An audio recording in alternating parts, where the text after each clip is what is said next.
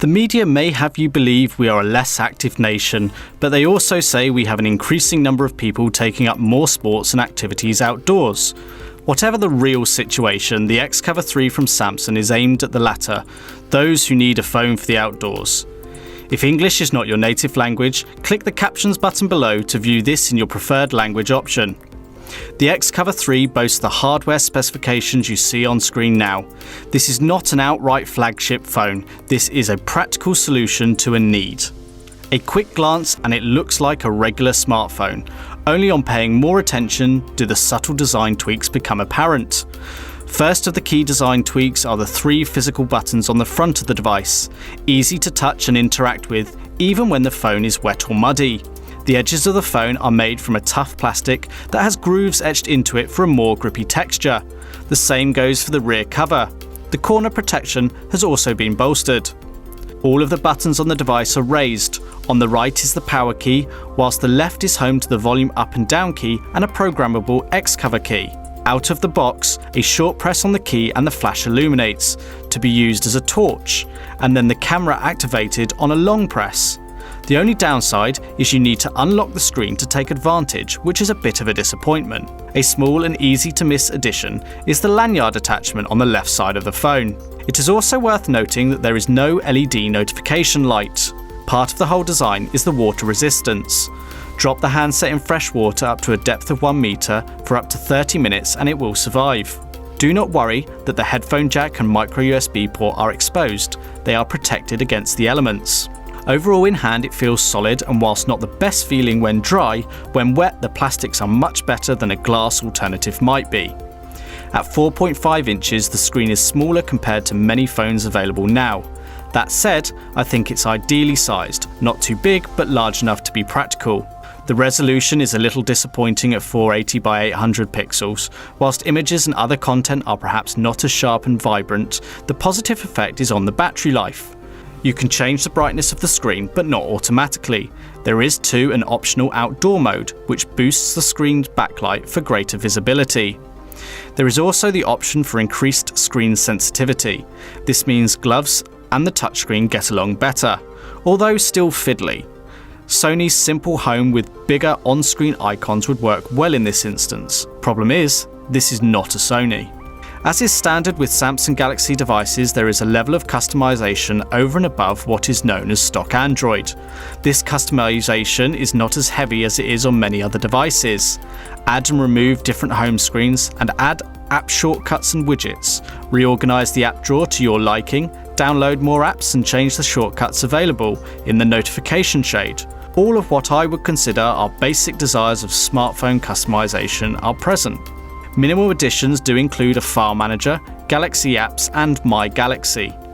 The pre-installed Google services are simple to connect to, and for existing Google users, a simple sign-in and you can be up and running within a matter of minutes. Easily add other accounts from different services, be it a Microsoft Exchange server email account or your social media accounts. Download free or paid for apps from Google Play Store and much more. The Galaxy Xcover 3 does pretty well on connectivity options too. Aside from the standard 2G phone connection, you have 3G, 4G, Wi-Fi, Bluetooth, GPS, GLONASS and NFC. Use the micro USB connection for charging and connecting to a computer, and the 3.5mm headphone jack for connecting up headphones or other audio products. If you need to share files, take advantage of the USB hosting option, which is supported. Connect a USB memory stick, cable adapter required, and copy files to and from the phone. Inevitably, with a rear-mounted speaker, the sound can feel a bit directional. To get any reasonable volume, I had to set the speaker volume to half power. Anything below and I could barely hear it. Whack it up to full volume and the sound is much more audible, but there is evidence of strain and a lot of reverberation through the back cover. At about 80 to 90% on the volume scale is where the sound performed best and was loud enough, but could have been louder. Use in noisy environments may be difficult. The camera left me with mixed feelings. On the positive side, the camera app is pretty well featured with a number of different options for stills and videos, different modes from auto to sport to panorama. In good natural light, you can even get a depth of field to shots and be a little artistic, although there are limits. The camera can struggle to focus on occasions and take some time to capture images, particularly noticeable in dark conditions where it can take 3 to 4 seconds. The resulting images? Low light images are okay with more noise, as is to be expected. Well lit shots are better, but some colours are oversaturated and lighter colours like white and yellow can be blown out and overexposed. If I had to sum up the results, it would be satisfactory. At 2200 mAh, the battery is neither small or large, but is perfectly functional. I was happily getting through a day, 8 AM to 10 PM, without the absolute need to charge it. This was with light usage, to be honest, and more intensive applications such as GPS navigating will have a detrimental effect. A nice inclusion is the ultra power saving mode, which can save power by minimizing the home screen layout and limiting the number of usable apps. It also provides a guide of how much time is left in the battery. All this said, I think Samsung could have afforded to increase the thickness of the phone slightly to accommodate a bit of a bigger battery for peace of mind.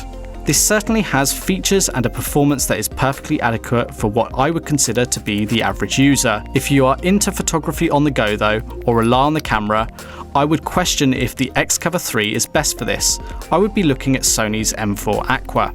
Tradespersons may want to consider the volume of background noise they generally encounter, and if you use power draining features when away from power, a battery bank might be a requirement. Whilst I do not think it will win any awards for innovation or value for money, nor will everyone be using one of these, you cannot really fault it considering what you get, a 24-month warranty and the peace of mind it is built by a reputable brand. Thanks for watching. If you liked this video or found it useful, do hit that like button, and for more mobile technology videos, be sure to subscribe.